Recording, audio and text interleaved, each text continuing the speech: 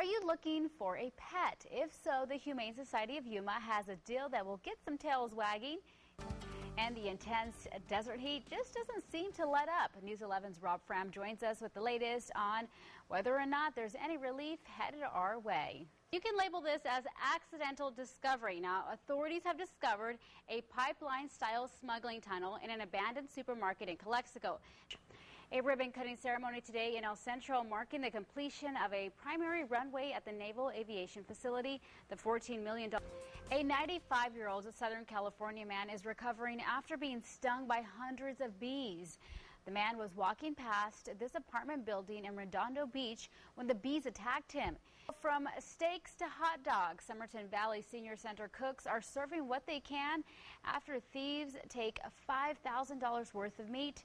High school football fans around the desert Southwest have been waiting 9 months to see their favorite teams, but they're just going to have to wait just a tiny bit longer. Now, well, it is no secret that many people in the desert Southwest are without work.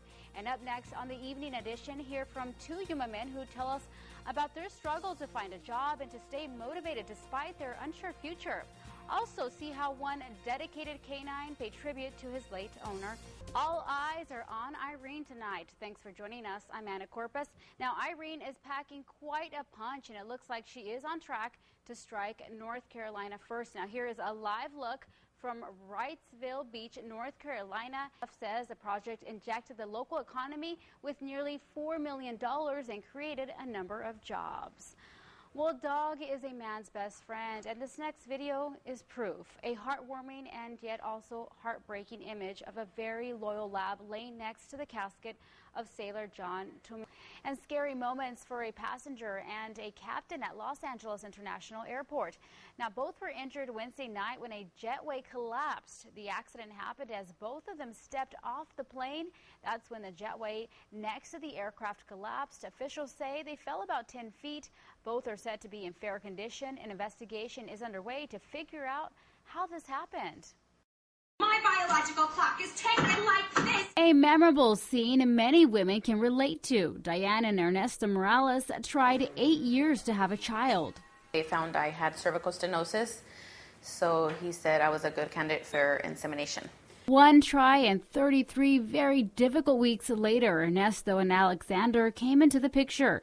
Diane says she only had a slim chance of having twins with this method. There is a chance with insemination because they're injecting the sperm straight to the uterus, so there is a chance of having twins, but it's not as common as when you do the in vitro. A little more than a year later, the Moraleses had the surprise of their life when Diane became pregnant again. When I did the pregnancy test and I found out I was pregnant again, I actually cried like for 3 days. A few days later, a double surprise, Diane was having twins. I was just shaking. I had a lot of emotions. This time it happened the old-fashioned way. Well, get this. Ladies in their mid-30s actually have 4 times more of a chance to have multiple births than those in their 20s. So the longer you wait, you can actually end up with more. In 2008, the Arizona Vital Statistics finds a record high of multiple births, nearly 2,900.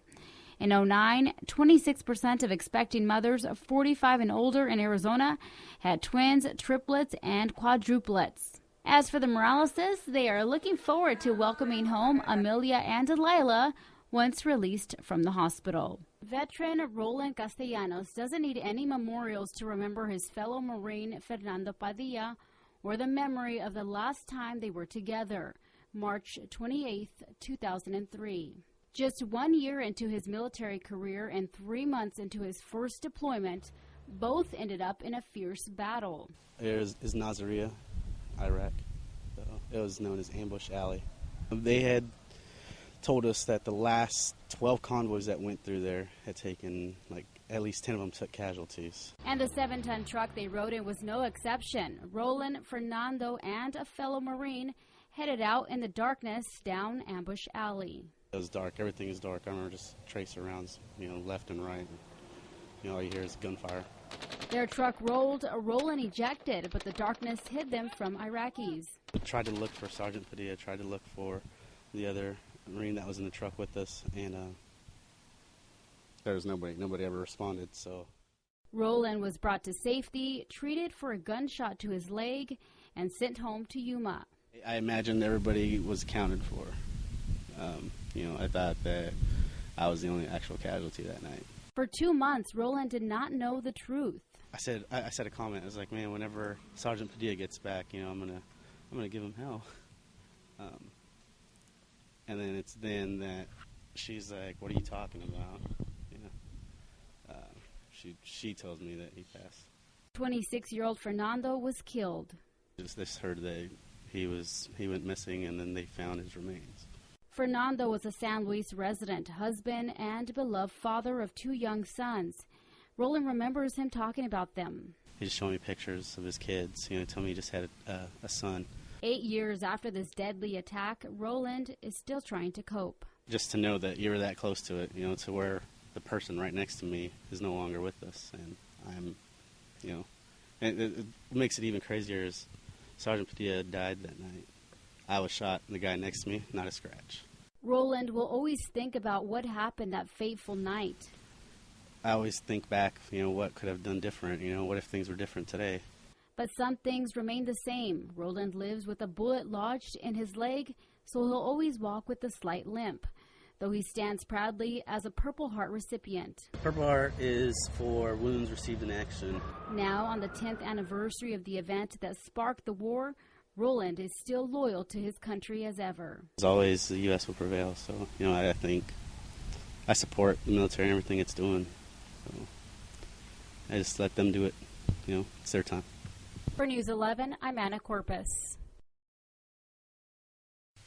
The Beckers were determined to lose weight, so after enrolling in a weight loss program, they literally took the next step by challenging themselves to hike Telegraph Pass. We're never going to be able to do it. Never, never, never going to be able to do it. But they did, and Wendy continues to hike Telegraph Pass every day along with the couple's dogs. The Beckers weren't always as active. In fact, this is a couple 6 years and 231 pounds ago. I was 292 pounds. I was 328 pounds. After Wendy helped save someone's life, she decided to save her own and enrolled both of them with Jenny Craig. That was when we started Jenny Craig. And we dropped a lot of weight right off the bat.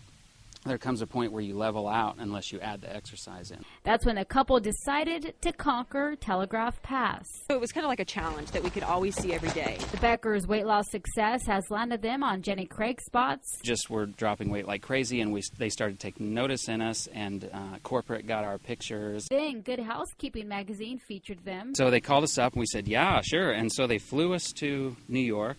Yeah. And for this photo shoot in this neat artsy kind of building. Aside from the glamour, it's their everyday life the Beckers really cherish. We're participating in life now, and we never were before. So like the Beckers said, if you're determined to lose weight, all you have to do is take one step at a time. Reporting from Telegraph Pass, I'm Anna Corpus. I'll send it back to you.